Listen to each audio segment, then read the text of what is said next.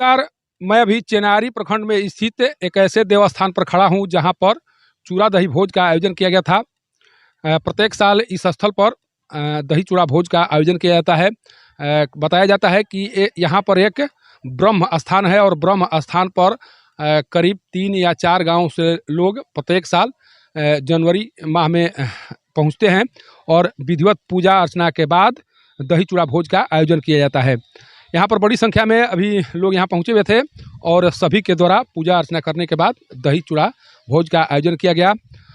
लेकिन यहाँ पर स्थिति यहाँ पर बना कर रखी गई है। उसके बाद से दही चूड़ा भोज के आयोजन करने वाले लोग या जो भी यहाँ पर पूजा पाठ करने के लिए पहुँचे हुए थे, उनके मन में काफ़ी गुस्सा है और उनके गुस्से के पीछे का कारण यही है कि इस स्थल के बारे में यहाँ के अधिकारियों को सूचना भी दी गई थी या यहाँ के जो भी एनजीओ के कर्ता धर्ता हैं उन्हें सूचना दी गई थी कि प्रत्येक साल जनवरी माह में मेले का आयोजन होता है।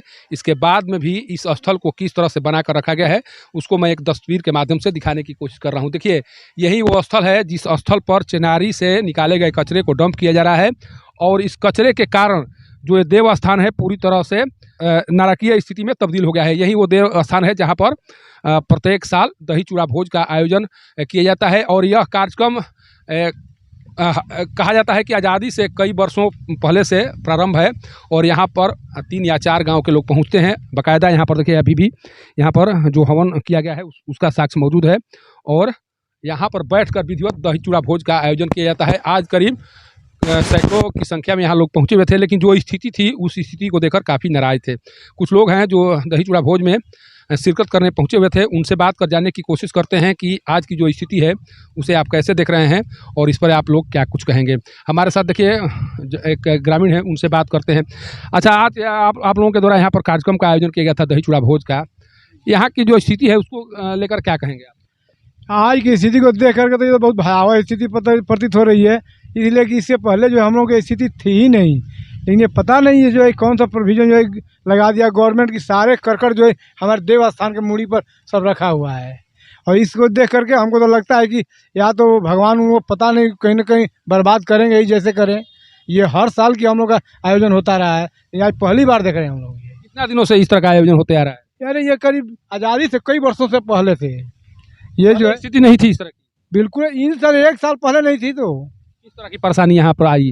रानी जो ही ये राजद की सरकार आई है गवर्नमेंट में, तब तक से ये स्थिति आ गई है। मैंने आपको लगता है कि एक तरह से धार्मिक भावनाओं से खिलवाड़ किया जा रहा है? बिल्कुल एकदम साफ स्पष्ट नजर आ रहा है ये तो बात।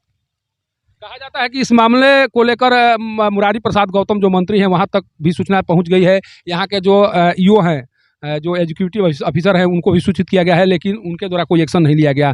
क्या लगता है उनके द्वारा नज़रअंदाज किया जा रहा है? इसको नज़रअंदाज बिल्कुल किया जा रहा है, नहीं तो ऐसे कपड़े जो है लेकर के हमारे देव स्थान के यहाँ कपड़े ही सब रखा हुआ है। सारे इतने ज़मीन है, लेकिन यही को कैंसलेशन किया गया है ज़मीन को, पता नहीं इसके पीछे क्या कारण है।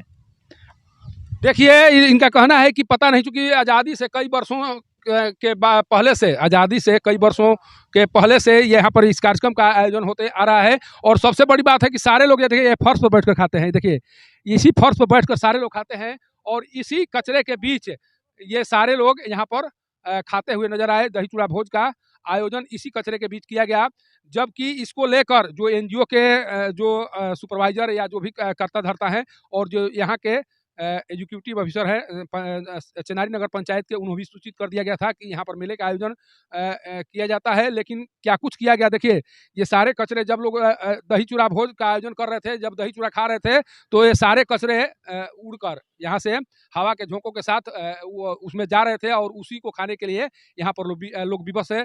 सोचिए कि जिनके द्वारा यहाँ कुछ किया गया है या जिस मकसद से किया गया है, उस मकसद के पीछे का जो कारण है वो समझा जा सकता है कि किसी के भावनाओं, धार्मिक भावनाओं को आहत करने की आज़ादी आखिर इन्हें किसने दे दी है?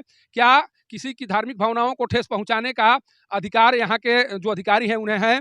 अगर उन्हें नहीं है तो फिर उनके द्वारा इस तरह का कार्य क्यों किया जा रहा है? सोचिए कि जो कार्य कई वर्षों से होते आ रहा है, उस कार्य में कहीं ना कहीं जो कार्यपालक पदाधिकारी हैं उनके द्वारा बाधा डालने की कोशिश की जा रही है और लोगों की धार्मिक भावनाओं से खिलवाड़ करने की कोशिश की जा रही है।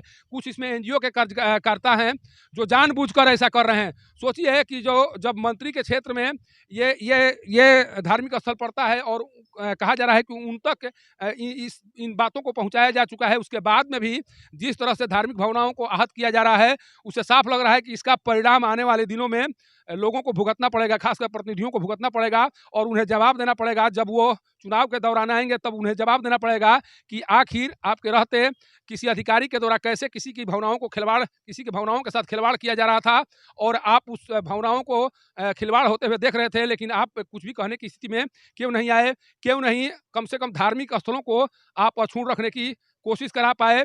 जब आप धार्मिक आस्था को ठेस पहुंचाने वाले कार्य पर भी अपना आपत्ति दर्ज नहीं करेंगे या वैसे अधिकारियों पर कार्रवाई नहीं करेंगे, तो यही माना जाएगा कि कहीं ना कहीं धार्मिक भावनाएं आहत होने के पीछे सबका मिली भगत है और इसके कारण जितने भी लोग हैं वो परेशान हो रहे हैं। और आज जिस तरह से यहाँ के लोग इस कचरे के बीच में दही चूड़ा भोज खाते नजर आए या दही चूड़ा भोज का आयोजन करते नजर आए, उसे साफ लग रहा है कि जानबूझकर यहाँ पर किसी की धार्मिक भावनाओं को आहत करने के लिए ये सब किया गया है। और जो कचरे का ढेर यहाँ पर पसरा हुआ है केवल और केवल धार्मिक भावनाओं को भड़काने के लिए किया गया है।